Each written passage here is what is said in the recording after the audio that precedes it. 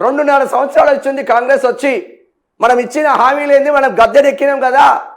ఒక్కొక్కని నల్లమల అడవుల నుంచి తొక్కుకుండా పైకొచ్చి గద్దెనెక్కినాం కదా.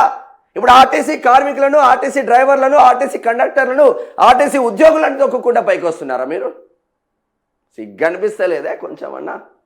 అన్నమే తింటున్నాం కదా, పొద్దున్న లేసే వేరే తింటలేం కదా. ఇచ్చిన హామీలని అడుగుతున్నారు కదా వాళ్ళు.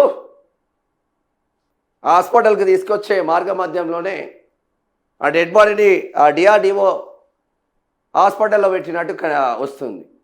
ఏడో చనిపోయినడని వార్తలు వస్తే ఇక అప్పటికప్పుడు ఆగమాగమైన పొన్నం ప్రభాకరు మెయిన్ స్ట్రీమ్ మీడియాలను కంట్రోల్ చేసేసిండు. ఎక్కడ మనం చెప్పండి వార్తలు రావద్దు, మనం చెప్పిన తర్వాతనే చచ్చిపోయిందని వార్తలు రావాలి, అప్పటి వరకు వార్తలు రావద్దని main stream media, main stream పేపర్లను కంట్రోల్ చేసి, అందుగురించి నీకు ఏ పేపర్ వాడు కూడా రాత్రి 9 గంటల లోపు అప్డేట్ జరిగినా కూడా ఆ అప్డేట్ వార్తనే ఇవ్వాలి ఏ పేపర్ వాడు.